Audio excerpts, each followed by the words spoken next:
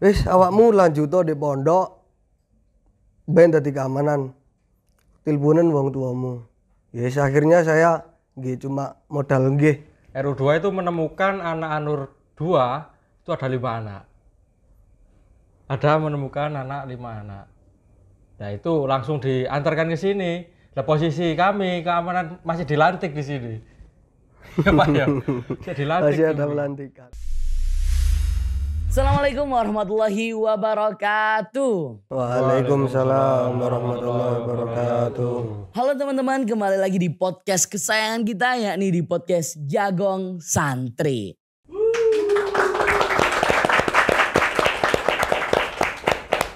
Oke teman-teman, jadi kali ini kita bakalan bahas tentang peraturan dan juga keamanan yang ada di Pondok Pesantren Wisata Anur 2 Al-Murtadho.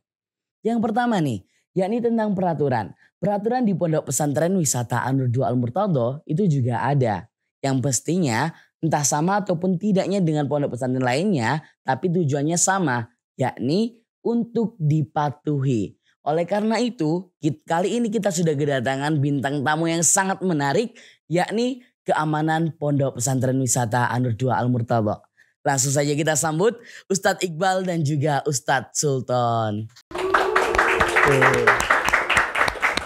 Assalamualaikum Ustadz Iqbal dan juga Ustadz Sultan, bagaimana nih kabarnya Ustadz Iqbal? Alhamdulillah baik. Ustadz Sultan? Alhamdulillah baik Pak. Oke Ustadz, jadi kali ini nih kita bakalan bahas tentang peraturan dan juga cara penanganan santri di pondok pesantren. Tapi sebelum itu marilah kita perkenalan dulu nih dari Ustadz Iqbal mungkin ataupun dari Ustadz Sultan terlebih dahulu. Biar teman-teman di rumah juga saling kenal dengan Ustadz. Mungkin terlebih dahulu dari Ustadz Iqbal.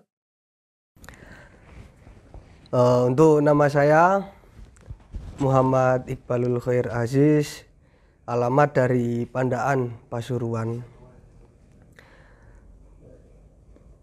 Saya mondok di Pondok Pesantren Anur ini semenjak kelas 1 SMP pada tahun 2013. Mungkin sampai sekarang ini sekitar kurang lebih 12 tahunan, 12 tahun berjalan. Niku. Jadi Ustadz Iqbal ini sudah mondok selama 12 tahun di pondok pesantren. Kalau Ustadz Sultan silahkan. Perkenalan dulu, nama saya Sultan Fadilah. Biasa dipanggil Sultan. Nah, perbedaan saya sama Pak Iqbal ini cuma 1 tahun. Kalau Pak Iqbal tahun 2013, saya tahun 2014. Jadi kacek setahun, berarti kalau Pak Iqbal 12, saya baru 11. 11 berjalan. Juga dari kelas 1 SMP juga. Oke, berarti Ustadz Sultan dan juga Ustadz Iqbal ini sudah mondok selama 12 tahun dan juga 11 tahun lamanya. Iya. Itu pasti bukan waktu yang singkat nih Ustadz.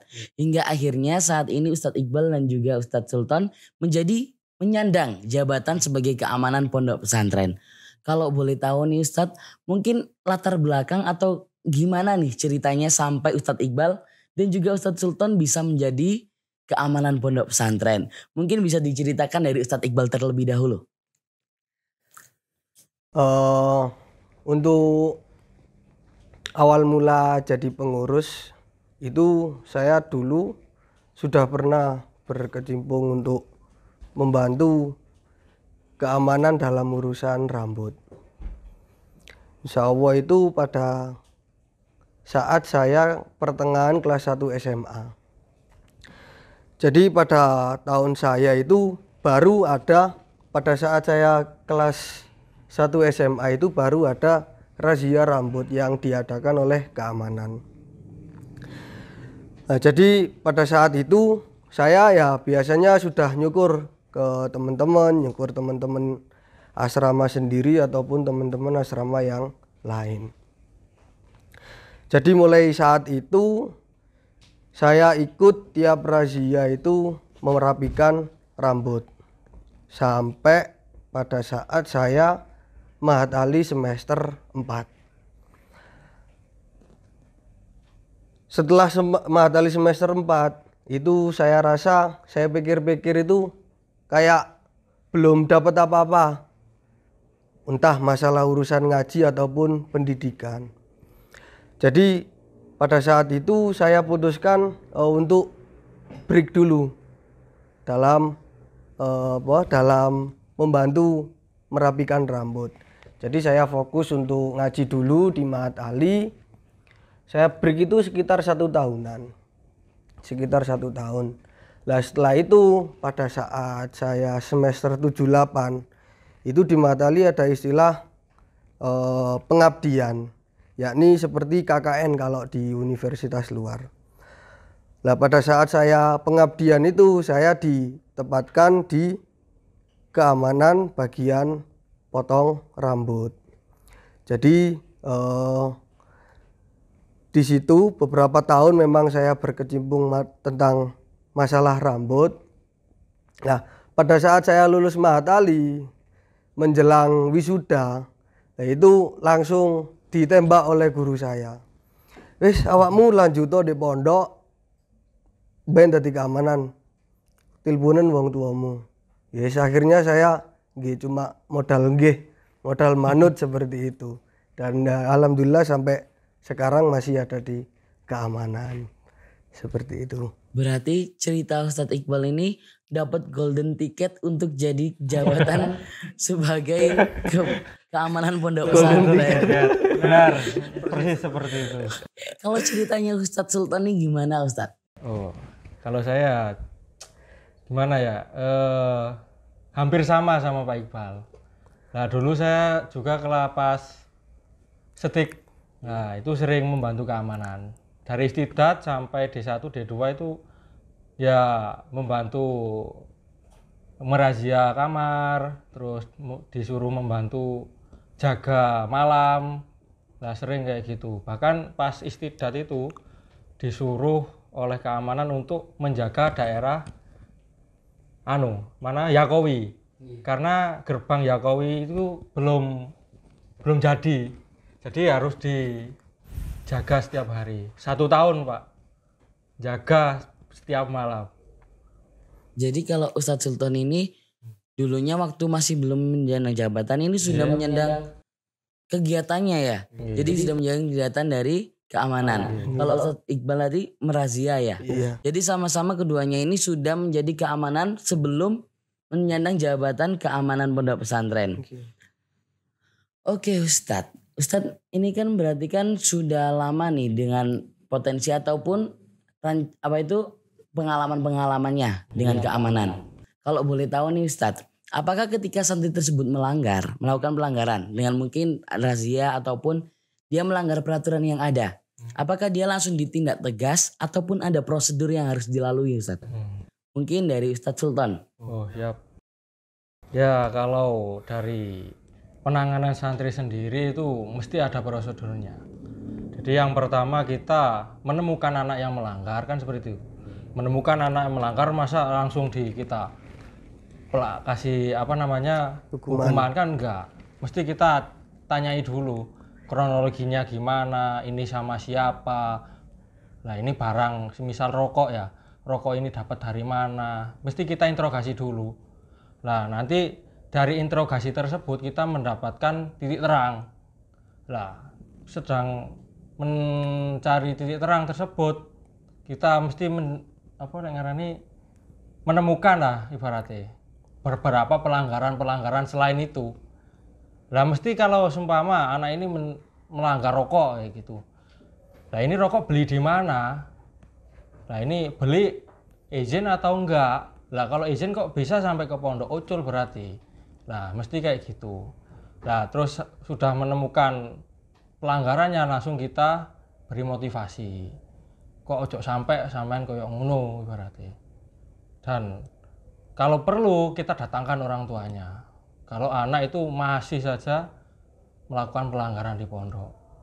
Nggih kados niku.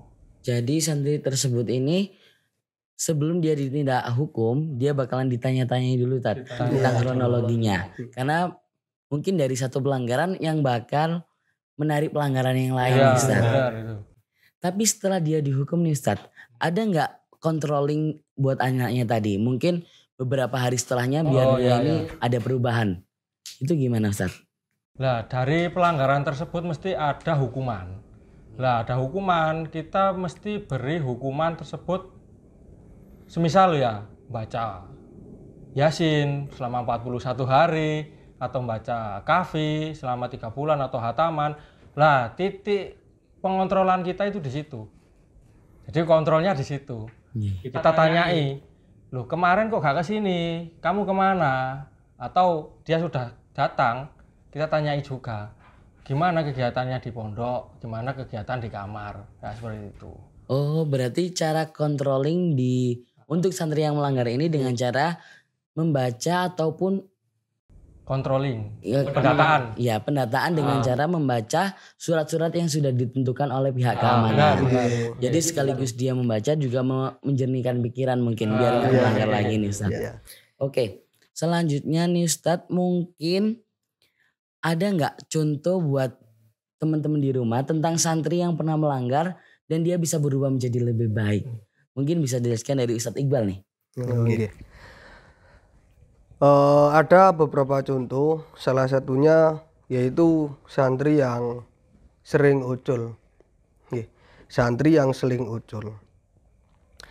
Jadi terkadang santri yang sering ucul itu malah nggak ke rumahnya. Bisa jadi dia ini ke rumah temennya, entah temen dari luar pas SD atau pas SMP, entah temen alumni yang mungkin beberapa hari berada di situ. Jadi ketika kepala kamar kok mendapati santrinya ini nggak ada 1 hari full semisal. Nah, ini akan berusaha mencari, tanya ke teman-temannya, ada yang tahu nggak anak ini. Lah ketika nggak ada yang tahu dan juga dicari di sekitar pondok kok nggak ada, barulah kita menghubungi orang tua santri tersebut. Ditanyai apakah memang anaknya ini ucul ke rumah atau gimana. Nah ketika memang ucul ke rumah kan berarti sudah ada dalam pengawasan orang tua. Nah ketika yang kami bingungkan itu anaknya ini nggak ada di rumah. Dan nggak ada informasi di mana anak tersebut sekarang.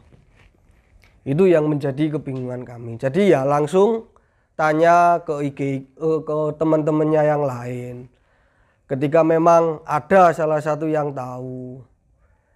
Nah, ketika itu kami biasanya melacaknya itu lewat sosmed. Lewat sosmed. Ketika misalnya si A ini teman dekatnya si B. Nah, ketika si A ini nggak ada, kita intro si B. Si B ini kira-kira tahu nggak dia ada di mana. Nah ketika memang nggak tahu ya udah, ya wis kami sodori, kami beri kesempatan untuk login HP untuk mencari tahu dia posisinya ada di mana. Mungkin cara melacak kita seperti itu. Jadi kan biasanya ketika memang jagong sama sesama teman itu kan lebih jujur, lebih terbuka. Ya beda ketika moro-moro akunnya keamanan sendiri yang moro ngechat anaknya kan ya jadi bisa-bisa diblokir akunnya keamanan kan seperti itu. Nah ketika ada santri beberapa kali ucul seperti itu, nah akan kami panggillah orang tua. Kami panggil orang tua. Lah ketika anak tersebut itu memang sering melanggar, itu kan juga butuh untuk peran orang tua itu muncul. Nggak hanya peran sebagai pengurus saja. Jadi peran orang tua itu harus juga tampil. Kontribusi juga. Jadi ya kami ingatkan untuk orang tuanya, pun supe ibu ini anaknya didoakan, anaknya juga dinasehati. Mungkin jenengan hubungan jenengan kalian kepala kamar niki kadose jarang kepanggih. Hubungan jenengan kali Romo Yai ini jarang sowan, mungkin seperti itu. Nah ketika dengan berbagai macam entah pemanggilan orang tua, kemudian orang tua ini kan ketika memang jarang ke kepala kamar, jarang ke Romo Yai, itu kan akhirnya bisa berubah dengan bertahap. bisa berupa dengan bertahap. Nah biasanya para santri itu bisanya berhenti untuk melanggar itu ketika memang ada penanganan khusus dari orang tuanya. Jadi kita kita merasa terbantu ketika memang orang tua itu nggak belo anaknya, nggak belo pengurus. Intinya kalau anaknya itu salah ya langsung disalahkan, nggak malah membela anaknya. Nah ketika membela anaknya ini kan berarti anak tersebut itu ketika mau melanggar lagi itu merasa ada backingan, merasa ada yang akan membela anaknya. Nah inilah yang menjadikan anak tersebut biasanya itu nggak akan berhenti untuk taat, akan terus menerus untuk melanggar. Jadi itu peran orang tua itu yang memang kami butuhkan, yang memang sangat penting juga dalam pengawasan orang tua itu. Seperti itu. Oke, jadi dalam menangani santri tersebut itu juga bukan hanya dari keamanan pondok, tapi juga dibantu untuk menghubungi dan koordinasi dari orang tua untuk juga saling berkontribusi agar anak tersebut bisa menjadi lebih baik, Ustaz. Oke, Ustaz. Jadi untuk masalah controlling yang tadi, nah mungkin dari keamanan itu controllingnya ya pada saat ada hukuman. Selebihnya itu ya kami kerjasama dengan kepala kamar controllingnya. Ketika controlling dari keamanan semua satu hari full ya tidak memungkinkan. Jadi ya butuh kerjasama dengan kepala kamar. Seperti itu. Oke, jadi juga untuk masalah controlling yang tadi nih, itu juga keamanan juga bekerja sama dengan kepala kamar masing-masing dari santri tersebut ya. Oke Ustadz, keamanan di Pondok Pesantren Wisata Anu 2 ini kan apakah cuma berkontribusi dengan kepala kamar ataupun juga ada hubungan dengan pondok pesantren lain ataupun dengan jaringan-jaringan lain Ustadz? Itu gimana Ustadz Iqbal? Untuk jaringan dari luar itu masih mendapatkan jaringan dengan pondok pesantren yang lain. Untuk yang dengan aparat ini masih hanya sebatas jalur koordinasi mawon, jalur sharing. Ketika ada masalah ya kita membutuhkan membutuhkan arahan dari aparat-aparat yang di luar yang bersangkutan.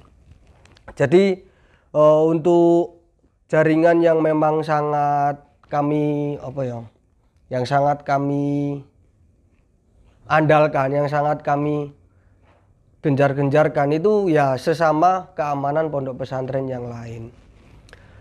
Nah, sekarang kan keamanan itu sudah ada organisasinya, yaitu KPN, Kamtib Pesantren Nusantara.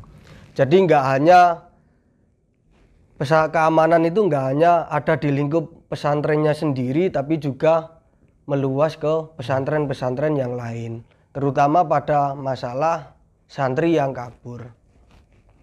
Nah, ketika keamanan yang lain atau kita ketika controlling di luar kok menemukan anak yang berindikasi santri, nah itu akan kami tanyai santri mana. Kalau memang mondok santri mana, kiainya siapa, misalnya yang jagung-jagung biasa. Nah setelah itu biasanya itu kami foto ketika memang dalam suatu grup itu atau pondok pesantren yang bersangkutan itu sudah masuk pada grup. Ketika memang nggak memungkinkan untuk belum terjaring pondok pesantrennya, ya mungkin kita sharing di grup itu pesantren ini di daerah mana. Mungkin ada yang memiliki jaringan atau ada yang memiliki kenalan. Nah, ketika nggak ada, ya udah kita ya langsung antarkan santri tersebut pulang ke pondok pesantrennya dan kami serahkan ke pengurus itu. Seperti itu. Oke, jadi berarti keamanan pondok pesantren ini bukan hanya berlingkup kerjasama dengan kepala kamar ataupun ustadz-ustadz yang ada di sini, melainkan juga sudah bekerja sama dengan seluruh keamanan yang ada di Nusantara.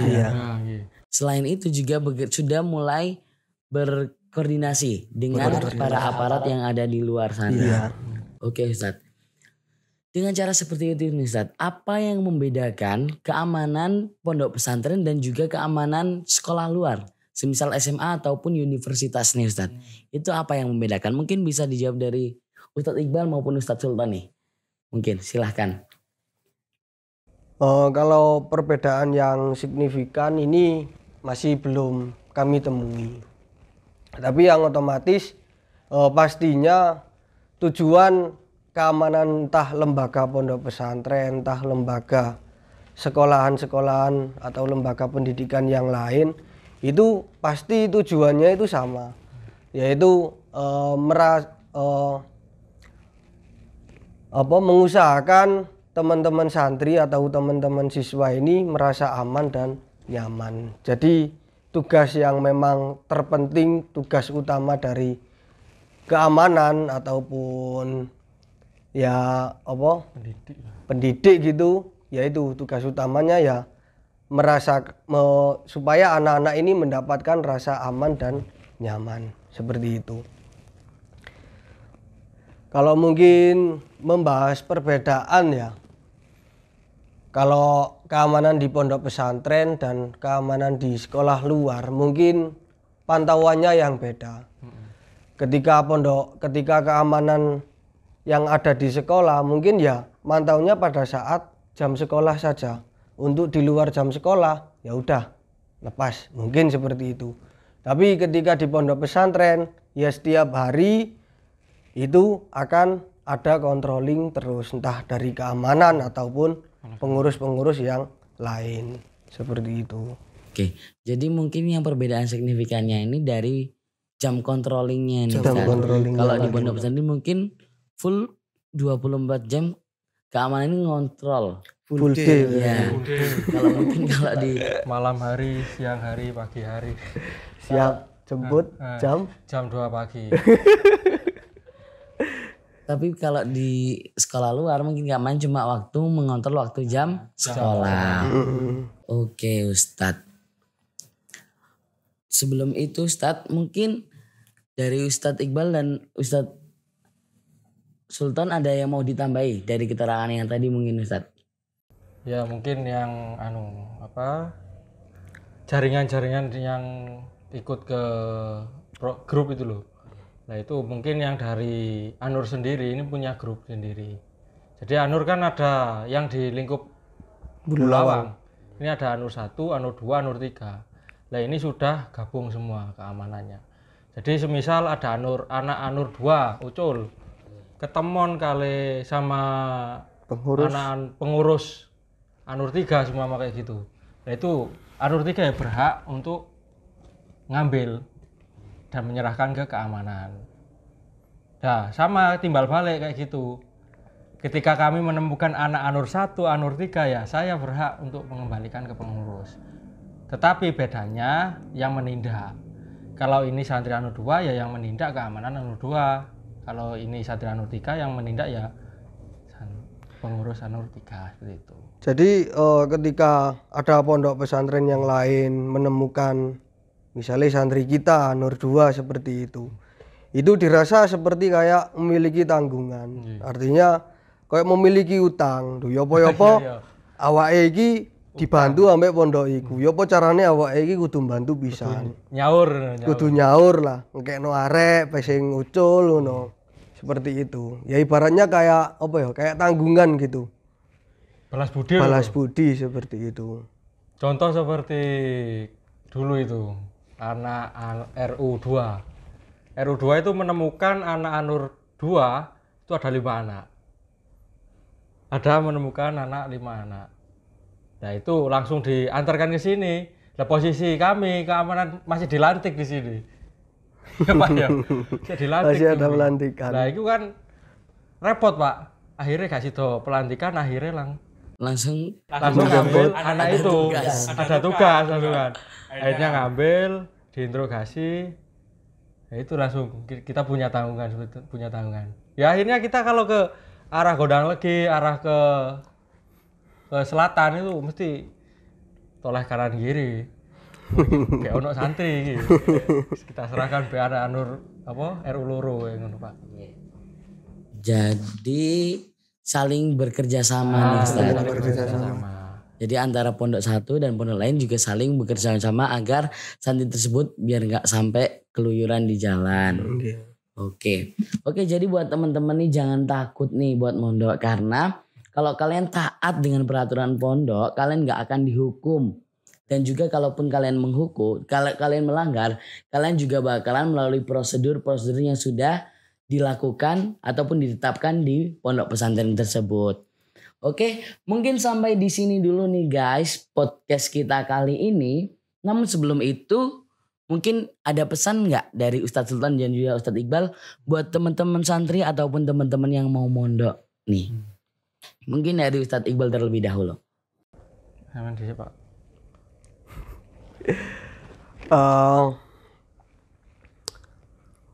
Mungkin pesan dari saya, jangan takut mondok, ya, jangan takut pondok, karena pondok itu nggak menakutkan, seperti itu. Kalau dari Ustadz Sultan nih, Yo, kenapa harus takut mondok? Wong di pondok itu seru. Kita makan aja bareng. Terus sekamar nggih bareng. Ibaratnya di pondok itu bukan sekedar teman, tetapi juga menjalin persaudaraan seperti itu. Wong saya aja kalau ada anak di luar itu ada yang nyapa, padahal saya nggak kenal, tapi anaknya kenal. Ya, akhirnya dari situ kita mempunyai banyak teman. Mas Yo, saya pernah ke Bali. Di Bali saya itu nunut ke sini ada teman, di sana ada teman. Jadi mondok koncone akeh. Senang. Nah. Oke, jadi kalian nggak usah takut untuk ke pondok karena itu kalian bakalan punya temen di mana-mana. Jadi kalian kalau main nggak usah bingung nyewa hotel karena ada temen di situ buat numpang tidur guys. Numpang tidur, numpang makan. Jadi hemat. Terjamin. Kalian hemat guys. Insya Allah terjamin. Kalau terjamin teman banyak. Oke. Ilmu dapat. Terima kasih Ustadz Iqbal dan juga Ustadz Sultan udah meluangkan waktunya hadir di podcast kesayangan kita. Mungkin buat teman-teman jangan lupa untuk like, komen dan juga subscribe konten kita kali ini biar kalian gak ketinggalan dan juga kalian biar kita juga semakin maju guys. Oke, mungkin sampai di sini dulu podcast kita kali ini. Sampai jumpa di podcast kita selanjutnya. Wassalamualaikum warahmatullahi wabarakatuh. Waalaikumsalam warahmatullahi wabarakatuh.